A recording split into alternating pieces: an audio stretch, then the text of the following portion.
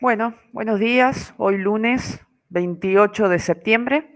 La idea de grabar hoy la clase tiene que ver con la continuidad de los turnos de exámenes, con lo cual están suspendidas las clases hasta el día miércoles 30, que concluye el turno. Así que un poco la idea es poder seguir avanzando con el contenido de la materia, en este caso con la unidad número 3.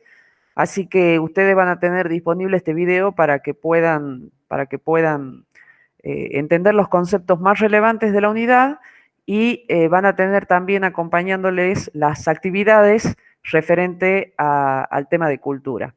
Probablemente cuando nos volvamos a reencontrar la semana que viene en las clases sincrónicas, ¿no? Vamos a poder plantear las dudas o los aspectos que les resulten eh, dudosos para que los podamos aclarar. Así que sin más preámbulos y para que no se extienda mucho el video, vamos a seguir con la misma metodología con la que venimos trabajando. Vamos a recorrer el Power, donde vamos a ir marcando lo que desde el punto de vista de la cátedra consideramos lo más relevante y digno de citar durante la clase. Voy a compartir el PowerPoint.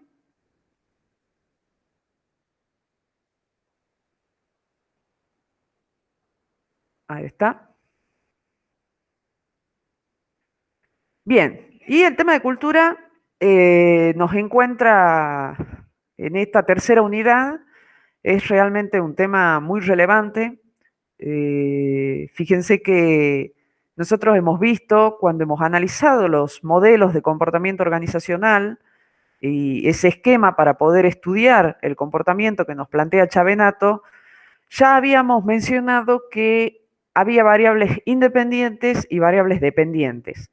Y entre esas variables independientes, es decir, esas variables que de alguna manera son causales de la segunda o son las que determinan las variables dependientes, nosotros las habíamos dividido en tres planos, por decirlo así. Había un plano individual, un plano grupal y un plano organizacional. Ustedes verán entonces que el tema de la cultura es un tema que está ubicado concretamente en el plano organizacional. Y esto tiene que ver con el significado que tiene la cultura. Nosotros a veces cuando hablamos en términos individuales decimos que cada uno de nosotros somos distintos y tiene una personalidad, ¿no? O una identidad propia. Bueno, de la misma manera, las organizaciones tienen una personalidad y una identidad propia, que es lo que nosotros vamos a llamar cultura organizacional. Y es sin lugar a duda uno de los temas por ahí muchas veces soslayados o subestimados en cuanto a la poderosa influencia que ejerce la cultura en la conducta de sus miembros. Hoy que hablamos y que estamos en entornos y en contextos tan cambiantes, ¿no? A veces nos cuesta entender que la cultura, ¿sí?, puede actuar como un motorizador de esos cambios o como un obstaculizador de esos cambios, ¿no? O sea, vean ustedes el poder y la importancia que tiene el tema cultural y que por su intangibilidad, por ser una cuestión que no es visible, muchas veces es ignorada, ¿no?, en las distintas iniciativas que emprenden las organizaciones para enfrentar el contexto, para enfrentar la realidad y para dar respuesta día a día a través de las actividades que hace. Entonces nos metemos en este tema de cultura, primero que nada definiéndola, definiéndola a partir de distintos autores, porque en ese sentido vamos a encontrar definiciones distintas según los autores que enfocan el tema, pero también vamos a encontrar factores o denominadores comunes en esas definiciones que yo he resaltado en la próxima diapositiva. Esto está extraído del libro de Chavenato, y Chavenato nos ofrece distintas, como decíamos, definiciones, y ustedes verán que en estas encontramos algunos conceptos, ¿no? Por ejemplo, en la primera de ellas vemos que habla de normas informales y no escritas que orientan el comportamiento. Entonces ahí tenemos una primera aproximación. La cultura es algo que no está formalizado, ¿sí? Es decir, no tenemos un manual de la cultura. Podremos tener manuales de procedimientos, manuales de funciones, organigramas, manuales de políticas y demás, pero la cultura como tal, ¿sí? Es algo informal, es algo que no está escrito y que, sin embargo, pese a esa informalidad, es fundamental en cuanto a la orientación del comportamiento. ¿Qué quiere decir esto? Que en definitiva las normas culturales nos dicen o nos comunican cómo se hacen las cosas en la organización, qué se puede hacer y qué no se puede hacer, qué se premia y qué se castiga, qué está bien y qué está mal. Vemos que en la segunda definición, por ejemplo, de otro autor aparece el tema de los hábitos y las creencias. Y además adiciona el tema de los valores, las actitudes, las expectativas compartidas. Esto tiene que ver con, cuando hablamos de cultura, hablamos de creencias, de normas, de valores compartidos. Es decir, hay un cierto consenso entre los miembros de la organización sobre cada uno de estos componentes. Entonces, el tema del consenso es importante cuando hablamos de cultura. Fíjense que la tercera definición, en la cual nosotros vamos a profundizar ahora a continuación un poquito más, nos dice que es un conjunto de nociones básicas inventadas, descubiertas, desarrolladas y compartidas por un grupo para enfrentar problemas de adaptación externa e integración interna, y que funciona lo suficientemente bien como para considerarse válido, ¿no? Esta quizá es una definición un poco más compleja, es la definición que le da Edgar Schein, que es uno de los referentes en temas de cultura, ¿no? Cualquier libro de cultura que ustedes agarren o cualquier capítulo siempre van a ver probablemente una referencia a Schein, y esta es la definición que nos da él. Y además señala la idea de que la cultura se mantiene porque se transmite a los miembros nuevos de la organización, es decir, se va transmitiendo de generación en generación dentro de la organización, y eso hace una de las características que tiene la cultura, que es su estabilidad en el tiempo. Es decir, así como nos hemos referido a la cultura como la identidad, como la personalidad, y bueno, entonces es de presumir que esa cultura tenga cierta estabilidad. Y finalmente, otra vez, esta idea de que los nuevos integrantes tienen que aprender y aceptar la cultura. Porque si no, nos deberíamos preguntar qué pasa cuando un nuevo integrante ingresa a una organización y no comparte estas actitudes, estas creencias, estos valores, ¿sí? Y por ende no la acepta la cultura. ¿Hasta qué punto ese nuevo miembro de la organización puede permanecer, ¿sí? Integradamente en la organización? Entonces son todas disparadores de los temas que vamos a ir ahora profundizando, pero está bueno tener este paneo de diferentes definiciones porque de alguna manera son todas complementarias, ¿no? Todas nos aportan algún elemento más, algún componente más, alguna beta más de lo que queremos de alguna manera definir como cultura. Entonces, esto es muy gráfico.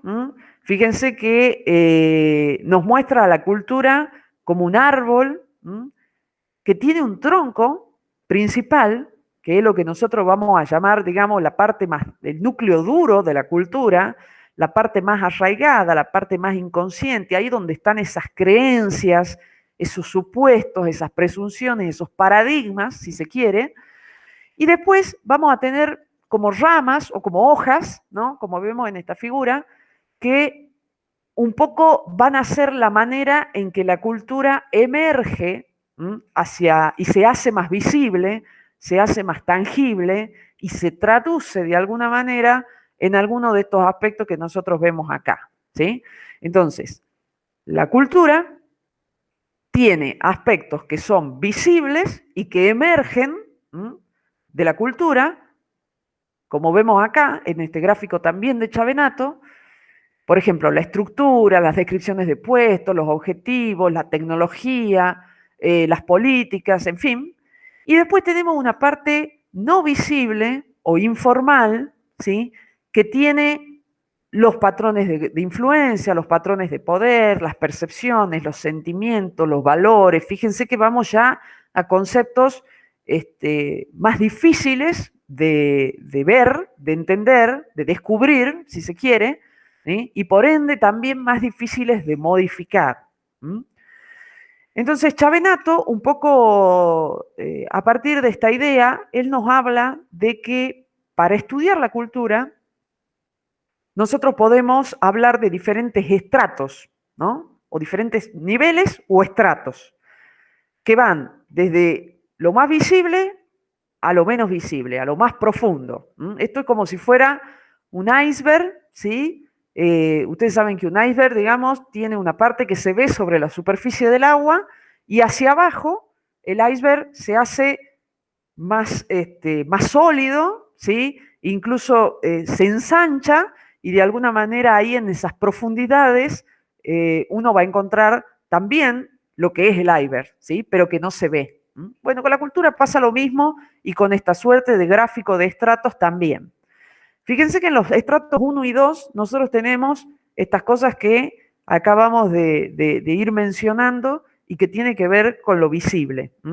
Por ejemplo, la parte edilicia de una organización. ¿Cuánto nos comunica esa parte edilicia? ¿Cuánto nos dice de cómo es la cultura? Entonces ustedes imagínense desde la decoración de una oficina o de una empresa, los colores, la disposición de las oficinas, si la oficina es vidriada o no es vidriada, si hay oficinas individuales o espacios grupales, si las mesas son redondas o son cuadradas, cuáles son los códigos de vestimenta, cuáles, en fin, uno podría hacer numerosas inferencias a partir de la observación de estas cuestiones que son objetos, ¿sí? Objetos o cuestiones de instalaciones. A su vez, a ver, si uno viera un organigrama también podría hacer presunciones sobre la cultura. Si uno viera cómo son los procesos, cuántas reglas hay, cuán formalizadas están las reglas, los reglamentos, ¿sí? Es decir, son todas cuestiones que son el primer indicio que nosotros podemos ver a la hora de intentar hacer un diagnóstico cultural, por ejemplo, ¿sí? Ahora, si nosotros nos salimos de estos dos primeros estratos que tienen que ver con esa parte visible del iceberg, ¿sí? Con esa parte que se ve por sobre la superficie del agua, ya nos metemos en el tercer estrato que tiene que ver con los valores, ¿no? Nosotros hablamos algo de valores en la unidad anterior cuando hablamos de ética, ¿no? Y dijimos, cuando nosotros hablamos de valores, hablamos de algo que justamente, como lo dice su palabra, se valora positivamente, ¿no?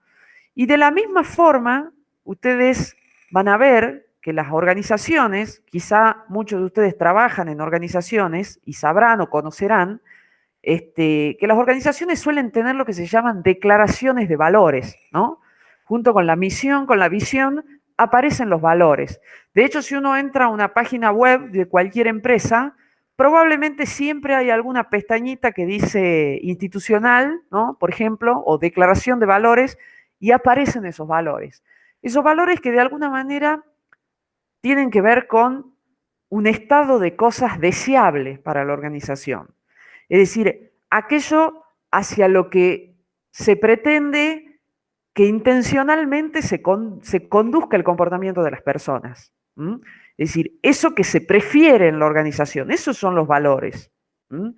Y estos valores, fíjense que Chavenato en este tema nos hace una distinción muy, muy importante. Porque esos valores, más allá de que estén en declaraciones explícitas y formales, o que estén expuestos en la cartelería, ¿no es cierto?, del comedor, o de las oficinas, o de las salas de reuniones, lo más importante de los valores es que los valores se traduzcan en acciones. O sea, pretendemos que el valor no sea otra cosa que una guía para la acción. Para eso hay declaraciones de valores. Ahora, muchas veces sucede que esas declaraciones que esos valores no se traducen en actos, ¿sí? O en el comportamiento, y que de hecho el comportamiento va por un camino distinto al de los valores. Entonces ahí hablamos de cierta inconsistencia en la que muchas organizaciones a veces caen, que algún autor que nosotros estudiamos en otra materia lo llama a esta inconsistencia la llama esquizofrenia organizacional. ¿Por qué? Porque por un lado decimos una cosa, declaramos una cosa, embanderamos ciertos valores y por otro lado las acciones, las normas y el comportamiento, incluso de las primeras líneas de directivos, va por otro lado. Entonces, en este sentido se dice que el primer nivel de jerarquía, ¿sí? La primera línea, es el primero que tiene que ser el ejemplo de esos valores. Es decir, a través de sus acciones mostrar que realmente hay una convicción y hay una creencia en estos valores y que estos valores no quedan en una mera declaración, sino que se practican en el día a día de la organización. Entonces, así vemos qué sé yo, una organización, por ejemplo, que declara el valor de un liderazgo participativo y resulta que el estilo de conducción que predomina en la organización tiene muy poco que ver con esto. Entonces, ¿qué es lo que va a generar mayor convencimiento? ¿Lo que se declara o lo que efectivamente se practica? Y probablemente lo segundo. Entonces, Chavenato nos habla de esta distinción entre valores manifiestos y valores vividos, ¿no? Y ojo con que eso sea inconsistente, de alguna manera como advertencia. Y después tenemos, si seguimos, ¿no? Seguimos bajando, fíjense, hemos hablado de artefactos, hemos hablado de políticas, de procedimientos, de normas, nos hemos metido un poco más profundo hacia los valores y el grado en que esos valores son compartidos y se practican en la organización, y finalmente podemos llegar al nivel más profundo que forma la cultura, que constituye la cultura y que son las presunciones básicas. Fíjense, si yo me vuelvo a la diapositiva anterior, aparece esto de creencias inconscientes, percepciones y sentimientos, concepción de la naturaleza humana, supuestos predominantes. O sea, acá estamos hablando primero de algo que es inconsciente, ¿sí? Es decir, nosotros no somos conscientes de la mirada que tenemos sobre la realidad, sobre la organización, sobre la naturaleza humana. Es decir, estos son lo que nosotros llamamos paradigmas, ¿no? Y acá, para entender un poco esto de cómo se forman estos paradigmas, ¿sí?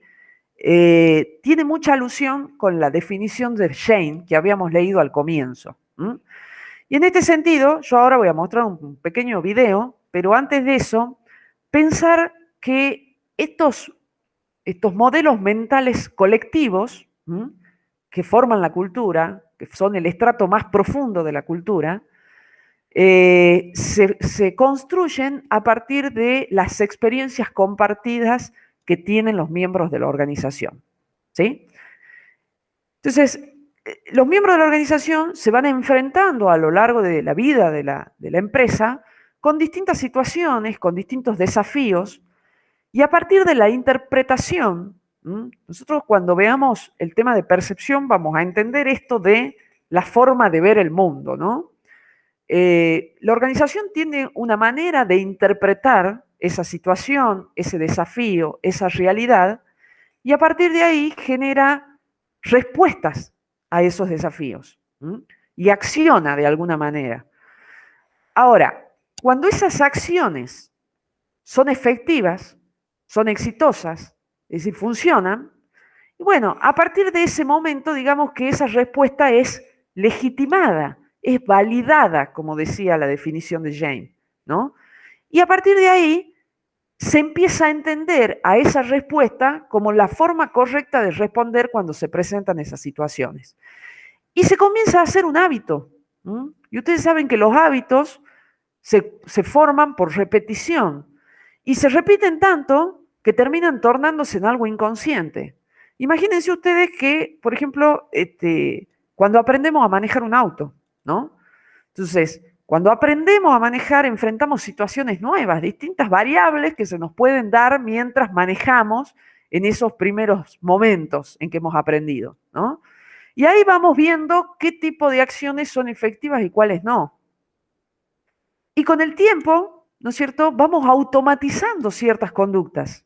Ya no pensamos todo el tiempo, cada vez que se presenta la situación, qué es lo que tengo que hacer o cómo tengo que poner los cambios o cómo manejo el embrague, ¿no es cierto? Entonces, se va volviendo inconsciente. El hábito tiene ese efecto de volverse inconsciente, ¿sí? Y lo mismo pasa con las organizaciones y con este tipo de respuestas. El problema, lógicamente, es que cuando la situación cambia, ¿sí? Es muy difícil reinterpretar la realidad, ¿m? Y por ende generar respuestas distintas a las que habíamos aprendido como respuestas efectivas. ¿M? Parece complejo, pero a ver si este video nos ayuda un poco. Voy a, voy a pasar a compartirlo. Espero que se... A ver, ténganme paciencia. Ahí, ahora sí. A ver si ahí se ve.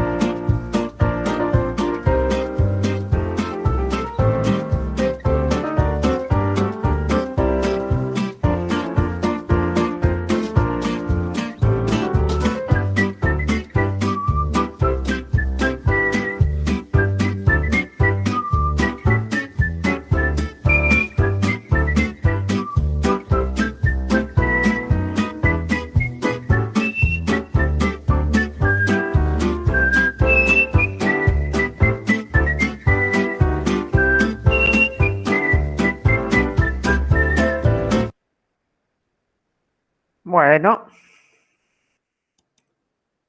bien.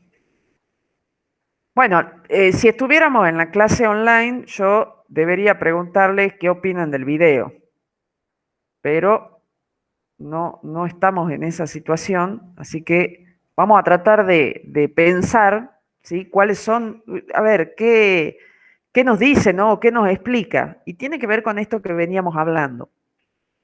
Fíjense que acá hay claramente lo que llamamos un aculturamiento. ¿Se acuerdan que en muchas de las definiciones que dimos, dijimos que la cultura se transmite o se enseña a los nuevos miembros de la organización? Bueno, eso lo vemos acá en el video, ¿no es cierto? A medida que se van sustituyendo los monos en la jaula. Pero fíjense que esto de la respuesta válida, ¿no? Aparece muy claramente explicitado en el video cuando los monos que están ahí aprenden que en este caso no subir a la escalera evita una consecuencia que es desfavorable o una consecuencia no deseada, ¿sí? Entonces, aun cuando, suponiendo, se hubiera apagado la manguera, ¿sí? Y no hubiera más manguera, es decir, la situación hubiese cambiado en el medio, ¿m? Ellos nunca se hubieran enterado, por decirlo así. ¿Por qué? Porque ese paradigma y ese supuesto de que no hay que subir la escalera era lo que estaba instalado. Entonces, muchas veces nosotros cuando estamos en las organizaciones escuchamos esta idea de no sabemos muy bien por qué no podemos hacer tal cosa o tenemos que hacer tal cosa de cierta manera. No lo sabemos. Y en realidad, probablemente hasta si le preguntamos a alguien, la respuesta típica podría ser, y bueno, siempre se hizo así. La verdad que no sé muy bien, pero se hace así y así funciona. Así que hay que seguir haciéndolo así. Entonces, esto de los paradigmas que nos impiden, justamente como son paradigmas y están arraigados, son incuestionables para quienes lo poseen. Es muy difícil cuestionar los propios paradigmas. Entonces, como para resumir algunas ideas de este video, fíjense, primero lo que le decía, uno a uno los monos son convertidos o aculturados, ¿no? Se les enseña qué se puede y qué no se puede, incluso a través de premio y castigo, digamos, de alguna manera. Dice, los monos convertidos también participaban de las palizas, entre comillas, es decir, sin saber muy bien por qué, pero por si acaso, ¿sí? Había que aculturar al nuevo, ¿no? Dice, durante todo el tiempo la manguera estuvo desconectada, este es un supuesto que agregamos para mostrar que a veces la situación se modifica, pero cada vez que no subían al árbol, también validaban su teoría de que al no subir no habría problemas. Dice, ninguno de los monos en la jaula había experimentado en forma personal el castigo de los dioses. Es decir, esta respuesta, ¿no?, que tiene que ver con la experiencia de quienes desarrollan esta respuesta, en algún momento pierde la raíz experiencial. Es decir, cuando terminamos de sustituir a todos los monos, ¿sí?, no había nadie que en realidad haya vivido esa legitimación de esa respuesta. Y resulta entonces que estos supuestos, en lugar de ser la forma en la que nuestra organización ha respondido a los desafíos del pasado, termina convirtiéndose en una verdad absoluta y en la única manera viable de responder ya no a los desafíos del pasado, sino a los desafíos del presente e incluso del futuro. Y eso nos quita, sin lugar a duda, la capacidad de evaluar o de reinterpretar la realidad, como veníamos diciendo. Entonces, la moraleja de este video, y un poco para explicar cómo se fosilizan, ¿no?, esas presunciones o esos supuestos, es que a veces encarar un cambio cultural tiene más que ver con desaprender, ¿no?, que con aprender, de poder romper esas creencias, esos supuestos que están cristalizados, que están en el fondo del iceberg, que son inconscientes y que son irrefutables, por lo menos para quienes lo poseen. ¿Estamos? Así que bueno, de esta manera nosotros hemos recorrido estos distintos niveles, estos distintos estratos de lo que es la cultura. Si nosotros tuviéramos que enumerar características de la cultura, o sea, que también se desprenden de sus definiciones, algunas ya las hemos mencionado. Fíjense que la cultura tiene, en principio, 10 características según el autor, ¿no?, según Chavenato. Primero, la de distintividad. Yo al comienzo iniciaba el video diciendo, es como la personalidad de la organización, como la identidad. Y obviamente que así como ninguna persona es igual a otra, por las diferencias individuales que ya hemos estudiado, las organizaciones tampoco son iguales a otras, aun cuando produzcan los mismos bienes y servicios, compitan en el mismo mercado, apunten a los mismos clientes. Ninguna organización puede ser igual a otra en virtud de que tienen culturas propias, que la hacen diferente. Segundo, hay estabilidad, ¿sí? Ustedes acaban de ver lo difícil que puede llegar a ser cambiar sobre todo las partes más profundas, incluso también en términos de artefactos, ¿no? Pero eso hace que tenga cierta estabilidad en el tiempo a través de esta transmisión de generación en generación a los nuevos miembros que se van incorporando. Es implícita, ¿no? No formal, ya lo hemos dicho. Tiene mucho simbolismo, también hemos hablado algo de eso. Ninguna es mejor que otra. O sea, esta idea de que hay una cultura ideal, en realidad la cultura ideal va a ser aquella que de alguna manera permita a la organización cumplir con su visión, con su misión y con sus objetivos y estrategia. Porque de alguna manera, si nosotros pensamos en la organización en términos de un sistema, ustedes cuando han estudiado probablemente las materias de primer año habrán estudiado que las organizaciones son sistemas abiertos incluso, y que en esta idea sistémica todos los componentes de la organización se influyen entre sí y son interdependientes. Entonces, de esta manera, la cultura debe jugar armónicamente, principalmente con la estrategia de la organización, que es lo que la organización, cómo pretende llegar desde el lugar actual a ese futuro deseado que está definido en la visión, ¿no? Eso es la estrategia, es el camino de cómo llegar de A a B, ¿no es cierto? Eh, la cultura, como yo decía al comienzo, puede ayudar a que eso suceda o puede obstaculizar que eso suceda. Entonces, la cultura ideal va a ser aquella que de alguna manera se adapte o ayude a consolidar esa estrategia. No solo la cultura, la estructura, las capacidades, los estilos de conducción. Es decir, hoy se habla mucho del concepto del alineamiento, que tiene que ver con esto, con que todos los componentes del sistema que forman la organización tienen que ser coherentes, ¿sí? Alinearse de manera tal que la organización pueda cumplir con sus objetivos. Fíjense que entre las características que tenemos en la otra parte del listado de la pantalla, aparecen dos que yo quiero remarcar. Una dice, es el reflejo de la alta dirección. Y acá es muy importante el rol que juega la alta dirección y eventualmente el fundador de la organización. Porque ese fundador, o ese grupo que de alguna manera inició la organización, es quien primero infunde esos valores que forman la cultura. Es el primero que genera estos supuestos básicos, estos supuestos inconscientes, esta concepción de la realidad, esta forma de ver el negocio, esta forma de ver a los empleados, esta forma de ver el mercado, ¿sí? Entonces, es muy importante el rol que juegan los fundadores como creadores de las culturas, que después podrán irse modificando o no, pero siempre conservan parte de esa identidad que fue creada por quien fundó la empresa. De hecho, ustedes en la actividad tienen un caso que se llama el caso de Don Enzo, donde ustedes van a ver cuán poderosa es la figura del fundador en la creación y en el mantenimiento de la cultura. Y el segundo concepto para remarcar, como les decía, estaba el tema de las subculturas, ¿no? Esto de pensar que las culturas no es que hay una única cultura en la organización. A veces dentro de la organización nosotros podemos encontrar en distintos sectores o en distintos departamentos, en distintas gerencias o incluso si pensamos en una organización que está geográficamente dispersa, es muy probable que cada una de esas filiales tenga una subcultura propia. Y esto de las subculturas tiene que ver con que refleja la idiosincrasia de ese grupo, que sin ir en contra de los valores rectores de la organización, ¿sí? Desarrolla a la vez ciertos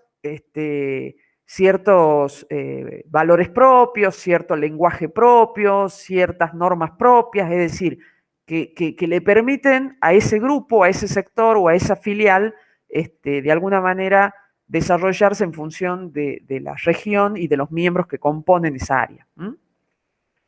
Bien, fíjense que hasta acá entonces hemos visto los niveles, los estratos, primero lo hemos definido, hemos visto distintos niveles de análisis, ahora vemos las características y finalmente vamos a ver de alguna manera, cuando nosotros estudiamos la cultura, algunos autores nos proponen lo que se pueden llamar tipologías o clasificaciones de la cultura. Es decir, ¿cómo podríamos nosotros tipificar una cultura a partir de ciertos rasgos, ¿no? O a partir de ciertas variables de análisis? Y en este sentido hay muchas clasificaciones de cultura. Puntualmente la bibliografía que ustedes tienen, ustedes van a trabajar con, aprovecho acá para aclararlo, van a trabajar con 3 autores el tema de cultura, ¿sí? Uno es Chavenato, el otro es Davis y Newstrom, que nosotros ya hemos visto algo en unidades anteriores de estos autores, y un tercer capítulo de Kinnicki y Kreiner que complementa a los 2 primeros. Entonces, vean cómo cada uno de los autores están puestos porque aportan, ¿no es cierto?, algo más quizá a lo que es la bibliografía principal de Chavenato junto con Davis, ¿no? Así que ahora entonces me gustaría a mí señalar, por ejemplo, cómo Chavenato, a la hora de hablar de tipos de cultura, nos trae esta clasificación que hace Likert, ¿sí? Acá lo tenemos a Likert. Likert habla de perfiles organizacionales, ni siquiera habla de tipos culturales, habla de perfiles. Y él dice que en función a ciertas variables que tienen que ver con la forma en que se toman las decisiones, si está muy centralizado o se descentraliza y se da autonomía en cuanto a la toma de decisiones, el sistema de comunicaciones, las relaciones interpersonales y el sistema de recompensas y sanciones, es decir, si yo analizo estas 4 variables, probablemente pueda tipificar a la organización como una organización en la que predomina un sistema autoritario coercitivo, autoritario benevolente, consultivo o participativo. ¿Sí? Ustedes esto lo tienen bien desarrollado en la bibliografía, para no extendernos acá, pero fíjense que también, por ejemplo, otra forma de mirar a las culturas o de tipificarlas podría ser hablar de culturas conservadoras o culturas adaptables, ¿no? Y pensar otra vez que este mundo, este entorno VICA, como le llaman algunos artículos modernos, hablan de que hoy por hoy vivimos en un mundo VICA o en un entorno VICA. ¿Y por qué VICA? Porque esas iniciales nos dicen que es un mundo que es volátil, que es incierto, que es complejo y que es ambiguo. Es decir, tiene todas estas características de manera simultánea.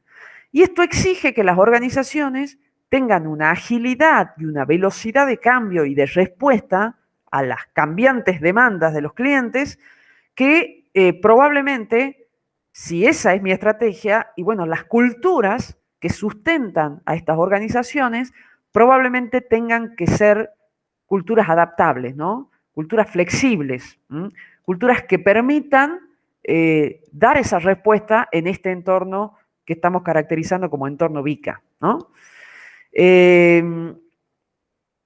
Otra clasificación, ¿sí? Que es muy similar a la anterior, uno podría pensar en las culturas conservadoras, asociarlas a este estilo tradicional, y a las culturas adaptables quizá asociarlas en alguna medida a esto del estilo participativo. Pero en definitiva, son todas maneras de comprender mejor estos rasgos culturales que están presentes, como hemos dicho, en cada uno de los niveles, y que nos van a permitir, de alguna manera, tratar de encuadrarlo sin forzarlo, porque ninguna organización tiene un tipo de cultura puro, ¿sí? Pero al menos acercarnos pedagógicamente a entender qué cultura es más característica en cada organización. Y para ir terminando, tenemos un par de diapositivas más. La primera de ellas tiene que ver con cómo se arraiga la cultura. ¿Sí? El cómo se arraiga la cultura, algunas de las maneras ya las hemos comentado. Fíjense que acá nos hablan de declaraciones formales de filosofía, misión, visión y valores, siempre con la salvedad que hemos hecho al momento de hablar de los valores, ojo con la brecha entre lo que decimos y lo que hacemos. Los procesos de reclutamiento, selección y socialización. Acá quiero detenerme un poquito y mencionar cuando uno selecciona o incorpora nuevos miembros a la organización, siempre en ese proceso de selección, el seleccionador o el reclutador no solamente va a evaluar en qué medida ese candidato o ese postulante se ajusta o se adapta al puesto de trabajo que pretendo cubrir, sino que aparte de este ajuste con respecto al puesto, siempre habrá una evaluación que tiene que ver con la medida en que ese candidato se va a adaptar a la cultura de la organización. Porque ese puesto en el que se va a desempeñar probablemente no está aislado, no es una burbuja. Él va a tener que funcionar en un contexto que tiene una cultura propia y habrá que evaluar que ese individuo, que ese postulante, que ese futuro empleado pueda tener y pueda ensamblarse con la cultura de la organización. Así que es muy importante esto para evitar, y eso lo vamos a ver al final ahora con la socialización, para evitar un choque demasiado traumático entre las expectativas y la realidad cuando el miembro se incorpora a la organización. ¿Sí? Después tenemos los diseños del espacio físico, del ambiente, de los edificios que ya hemos hablado. Los eslogan, los lenguajes, acrónimos, expresiones. Fíjense que el tema del lenguaje es también un aglutinante a nivel cultural, ¿no? Ustedes van a encontrar, a veces hay organizaciones en las cuales tienen términos o tienen expresiones que quizá para alguien de afuera que los escucha o no los entienda o no les encuentre sentido o quizá les dé un sentido diferente. Pero que para los miembros de la organización esas frases, esos lemas, esas siglas, ¿no? Tienen un significado compartido y tienen un mensaje para los miembros de la organización. Entonces también es una manera de decir, bueno, nosotros como miembros de la cultura tenemos una identidad propia y también tenemos un lenguaje propio. Después tenemos, bueno, el modelado de papeles, los programas de capacitación, las retribuciones, símbolos de estatus y criterios de promoción explícitos. Esto de los criterios de promoción explícitos, chicos, es también muy importante. Yo arranqué este video diciendo que la cultura nos dice de alguna manera qué se puede y qué no se puede hacer, ¿no? Qué se debe y qué no se debe hacer, qué está bien y qué está mal. Y el sistema de premios y castigos no va a hacer otra cosa que reforzar eso. Entonces, aquellos comportamientos o conductas que son consideradas alineadas con la cultura, con los valores y demás, probablemente son los que yo voy a tener que reforzar a través de premios, que no siempre son promociones, sino que ustedes saben, o vamos a ver más adelante cuando veamos motivación probablemente, que hay distintas formas de reconocer a las personas. Con incentivos de carácter económico y con otro tipo de incentivos que no necesariamente tienen que ver con lo económico o con un crecimiento en la carrera dentro de la organización. Pero lo importante es que ante las conductas aceptadas haya algún tipo de refuerzo y ante las conductas que son consideradas que se desvían de la cultura, haya también algún tipo de sanción, ¿sí? Porque eso también es lo que termina de darle coherencia. ¿Se acuerdan cuando hablábamos de ética? Que también decíamos, los comportamientos no éticos tienen que ser sancionados, porque ese es el mensaje que estoy comunicando, que esto está mal, y que por ende se sanciona. Bueno, con el tema de la cultura probablemente hay también criterios de premio y de castigo, a veces formalmente y a veces informalmente, ¿no? Porque a veces no sé, un silencio en una reunión medio incómodo ya es suficiente mensaje como para que la persona que dijo ese comentario desafortunado aprenda o entienda que ese comentario no es aprobado en términos de los valores de la organización, por ejemplo, ¿no? Relatos, leyendas, mitos, ¿no? Esto tiene mucho que ver con las historias, ¿no? Que se cuentan en la organización. Sí, vos sabés que acá el último jefe que quiso hacer este cambio en el producto de la compañía, a los 2 meses fue trasladado a Siberia, ¿no? Entonces, esa historia, ¿qué me está diciendo? Que acá las modificaciones en los productos no están bien vistas, al menos de la forma en que lo hizo aquel que es el protagonista de la historia, ¿no? Bien, para terminar, ¿sí? Y no extendernos más, ustedes van a tener 3 diapositivas al final o 2, ¿sí? Que tienen que ver con esto de la socialización. Y quiero marcarles acá que la socialización, que la acabamos de mencionar como una manera de transmitir la conducta, de arraigar la conducta, se la plantea en 3 etapas. La socialización tiene que ver con ese proceso por el cual el nuevo miembro de la organización aprende la cultura, aprende las normas, aprende los patrones de conducta, aprende los valores y se adapta finalmente a ella. Entonces, esta socialización, lo que es interesante mencionar es que previamente al ingreso ya hay lo que se llama una socialización previa, y que tiene que ver con las expectativas que ese miembro que va a ingresar a la organización se forma. Entonces, por ejemplo, ustedes, si van a postularse o van a aplicar algún proceso de reclutamiento y de selección, seguramente, o ustedes deberían, al menos, indagar cuál es la cultura de esa organización a la que ustedes pretenden ingresar. fundamentalmente para saber qué tan acorde son los valores de esa organización, ¿sí? Son las normas de comportamiento, son los sistemas, son los procesos de esa organización con sus expectativas. ¿Mm? ¿Por qué? Porque si no, al momento del encuentro, que es la segunda etapa, se va a producir un choque demasiado fuerte entre las expectativas que trae el candidato y la realidad con la que se encuentra. ¿Mm? Entonces, esto de tratar de generar expectativas realistas ayuda al proceso de socialización en su etapa posterior, en su etapa de encuentro, y va a evitar que eventualmente, si esas diferencias son irreconciliables, tengan que irse de la organización. Y eso va a traer consecuencias negativas tanto para ustedes como para la misma organización que ha invertido en un proceso de selección y de ingreso, y de repente por el choque cultural ese candidato termina dejando la organización y hay que buscar un reemplazo, ¿no? Entonces, tiene tres etapas esta socialización en función al modelo de Feldman, ¿sí? Que creo que está en el libro de Kiniki. Teníamos la socialización previa, el encuentro y finalmente el cambio y la adquisición. Algunos autores le llaman la metamorfosis, ¿no?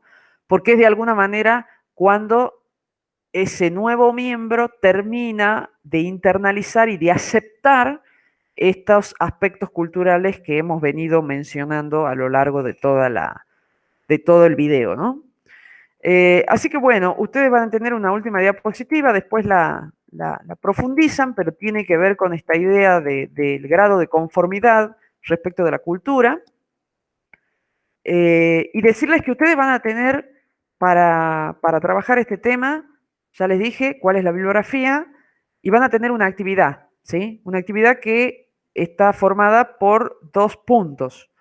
El primero de ellos tiene que ver con un video, ¿sí? Una entrevista que hace la consultora Guidini Rodil a 2 funcionarios, a 2 directivos muy importantes. Uno es de Walmart, de la cadena Walmart, y el otro es el director del ITBA, pero es un empresario con mucha experiencia en organizaciones. Entonces, ahí se trata puntualmente el tema de la cultura, es muy interesante porque, como les vuelvo a decir, hablan en primera persona de todas estas cosas que nosotros acabamos de recorrer a través del PowerPoint.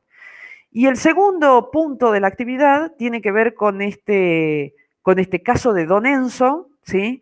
Donde vemos en una organización de tradición familiar, que es un diario, ¿no? Que está en el interior del país, cómo es el rol, cómo es la figura, en este caso de Don Enzo, que es quien hereda el diario, y cómo esa figura de Don Enzo puede ser buena o no tan buena para la organización en términos del contexto actual en el que opera un diario tradicional, como les decía.